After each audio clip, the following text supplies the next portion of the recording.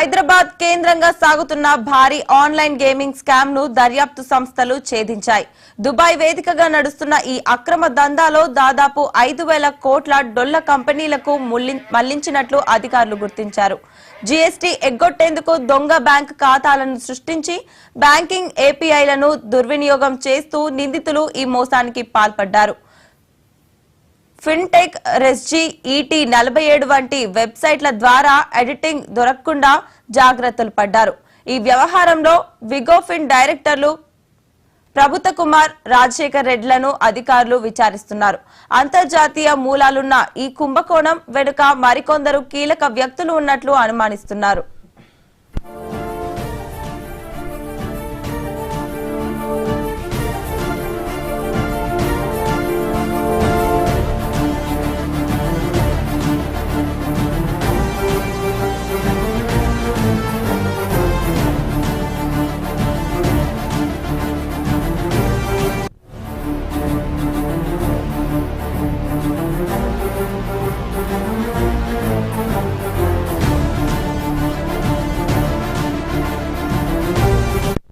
హైదరాబాద్ కేంద్రంగా సాగుతున్న భారీ ఆన్లైన్ గేమింగ్ స్కామ్ ను దర్యాప్తు సంస్థలు ఛేదించాయి.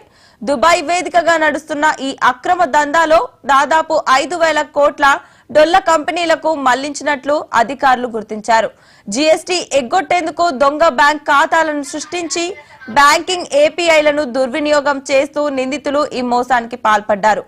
ఫిన్టెక్, రెస్జీ, ఈటీ 47 వంటి వెబ్సైట్ల ద్వారా ఆడిటింగ్ కు దొరకకుండా జాగ్రత్తలు పడ్డారు. ఈ వ్యవహారంలో విగోఫిన్ డైరెక్టర్లు ప్రభుత్వ కుమార్, రాజశేఖర్ రెడ్డిలను అధికారులు విచారిస్తున్నారు. అంతర్జాతీయ మూలాలున్న ఈ కుంభకోణం వెనుక మరికొందరు కీలక వ్యక్తులు ఉన్నట్లు అనుమానిస్తున్నారు.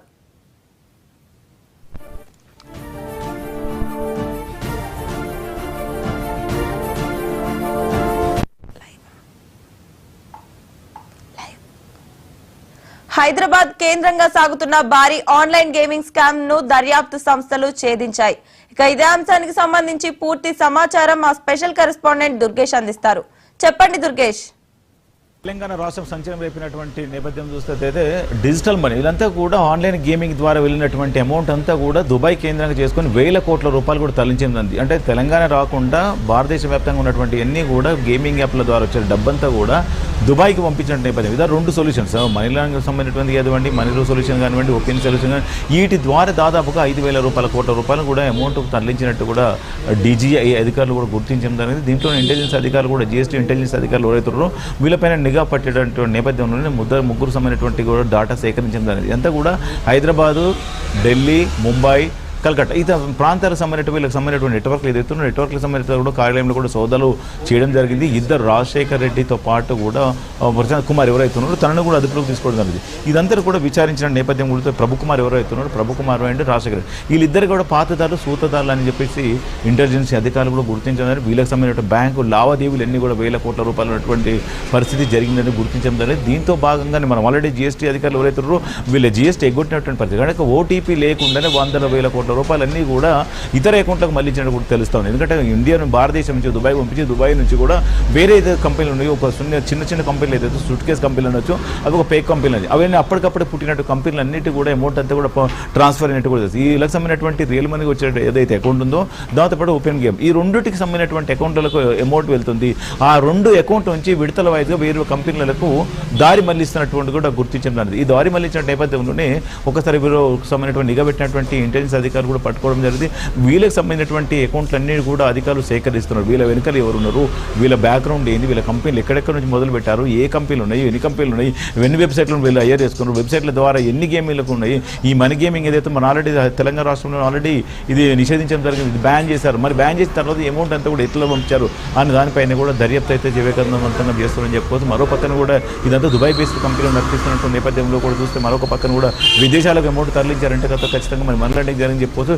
ఈ మనీ లాండరింగ్ జరిగిందనే ఉద్దేశంతో కూడా దాదాపుగా ఇప్పుడు ఆల్రెడీ జీఎస్టీ డీజీఐ అధికారులు ఎవరైతున్నారో ఈ అధికారులు కూడా ఒక పక్కన కూడా దర్యాప్తు చేసినట్టు నేపథ్యంలో మరో పక్కన కూడా ఈడీ ఎంటర్ కూడా ఉంది. అంటే వాళ్ళకు కూడా లిఖితపూర్వకంగా లెటర్ ఇచ్చి వాళ్ళకి సంబంధించినటువంటి డాటా కూడా సేకరిస్తున్నట్టు కూడా తెలుస్తుంది. మనీ లాండరింగ్ జరిగిందంటే విదేశాలకు తరలించినటువంటి ఏదైతే ఉందో పిఎంఎల్ యాక్ట్ కింద అమౌంట్ తరలించిన నేపథ్యంలో వీళ్ళపైన కూడా అధికారులు కూడా చర్యలు తీసుకునే పరిస్థితి. మరో పక్కన కూడా చూసుకుంటే జీఎస్టీకి సంబంధించిన ఇంటెలిజెన్స్ అధికారులు, మరో పక్కన ఈడీ అధికారులు వీళ్ళందరూ కూడా దర్యాప్తు చేస్తున్నట్టు కూడా తెలుస్తూ ఉన్నారు. వీళ్ళకి సంబంధించినటువంటి అకౌంట్ కానివ్వండి, కొంతమంది డ్రైవర్లు కానీ, కొంతమంది ఆటో డ్రైవర్లు కానీ, ఇంట్లో పని మనుషులు కానీ వీళ్ళకు పైసలు ఇచ్చేసి వీళ్ళ దగ్గర నుంచి కూడా కరెంట్ అకౌంట్ ఓపెన్ చేయించి ఈ ఎటువంటి కూడా ఒక మూట ఉన్నటువంటి అంటే దాంట్లో భాగంగా వీళ్ళు కూడా అకౌంట్లో ఓపెన్ చేసి పంపించారా, లేక వీళ్ళకి సంబంధించినటువంటి కంపెనీలు ఎన్ని అకౌంట్లు ఉన్నాయి, ఈ కంపెనీల ద్వారా వచ్చేటువంటి డబ్బు అంతా కూడా ఒకటి కాదు రెండు కాదు దాదాపుగా 5,000 కోట్ల రూపాయలు పంపించారంటే ఇది భారీ స్కామ్ అని చెప్పుకోవచ్చు. ఇది ఇంత పెద్ద భారీ స్కామ్ ఇప్పుడు ఈ మధ్య కాలంలో కూడా ఇది మొదటిసారి అని కూడా చెప్పుకోవచ్చు. అనేకమైనటువంటి చూడవచ్చు. కానీ ఇప్పుడు మాత్రము ఇది దాదాపు 10-15 రోజుల నుంచి చూసుకుంటే ఇది పెద్ద భారీ స్కామ్ అని చెప్పవచ్చు.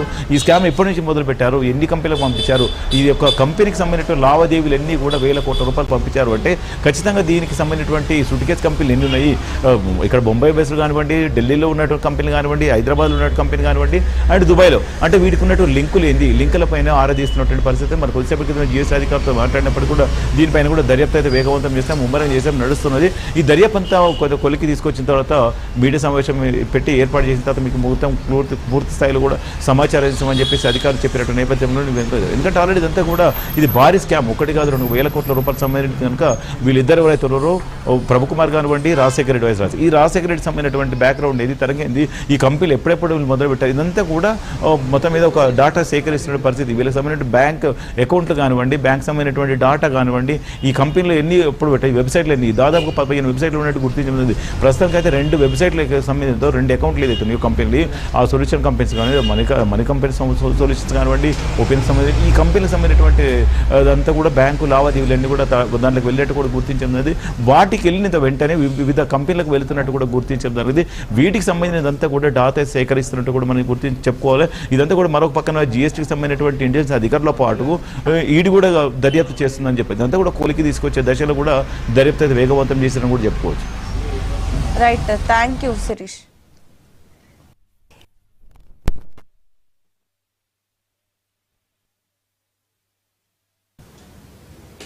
బులెటిన్ లో షార్ట్ బ్రేక్ తీసుకుందాం.